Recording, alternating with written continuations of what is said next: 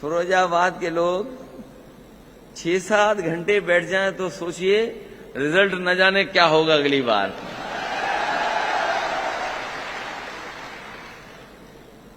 इधर हम लोगों ने देखा है कि बीजेपी के लोगों ने कोई नई भर्ती कर दी है सड़क पर। ये नए ट्रैफिक के लोग भर्ती किए गए लगता है। किसी सड़क पे आप चले जाओ तो आप सड़क पे देखोगे कोई ना कोई ट्रैफिक संभालने के लिए आ गए लोग। हालांकि इस बात को मैंने सदन में भी कहा और जगह भी कहा। कल रात को ही एक हमारे बहुत पुराने साथी उन्होंने कहा कि शायद आपने सबसे ज्यादा सांड के बारे में ट्वीट किया होगा। अब आपको सांड के बारे में ट्वीट नहीं करना चाहिए। मैंने उनकी बात रात में मान ली, लेकिन जब मैंने सुबह एक खबर पढ़ी कि हरदोई में एक सांड 4th फ्लोर पे चढ़ गया, 4th मंजिल पे चढ़ गया, और एक को तो वो अधिकारी सब मिलकर के उन्होंने किसी तरीके से घास का लालच दे करके एक सांड को तो उतार लिया और दूसरा सांड नहीं उतर पाया। उन्हें रात भर खाने पीने का इंतजाम छत पे करना पड़ा उस सांड के लिए। और जब हाइड्रा मंगाई गई तब जाकर के वो सांड हाइड्रा से उतरा है, सोचिए।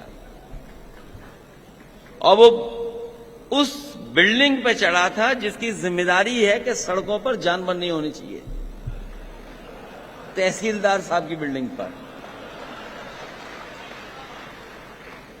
तो सोचो, जहां बीजेपी के लोग $1 ट्रिलियन की इकोनॉमी की बात कर रहे हों, $1 ट्रिलियन, और सांड नहीं संभाले जा रहे हैं। मैं जानता हूं कि लखनऊ में भी बहुत सांड है, राजधानी में बहुत सांड हैं। किसी सड़क पे चले जाओ, कोई दिन नहीं बचता जिस दिन एक व्यक्ति की जान न जा रही हो, चाहे एक्सीडेंट से और चाहे किसान गरीब अगर खेत में कर रहा है, अगर कोई परिस्थिति बनी तो वहां ही जान उसकी चली गई। तो सोचिए कहां हम लोगों ने एम्बुलेंस दी, फोन मिलाओ एम्बुलेंस गांव में गरीब की मदद के लिए, और कहां ये सामान्य समस्या का समाधान नहीं ढूंढ पा रहे।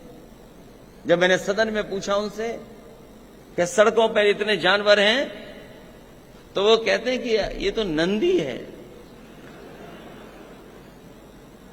मैं बधाई देना चाहता हूं बरेली के लोगों को, जिन्होंने सब नंदी इकट्ठी कर करके मंत्री जी को घेरने का काम किया।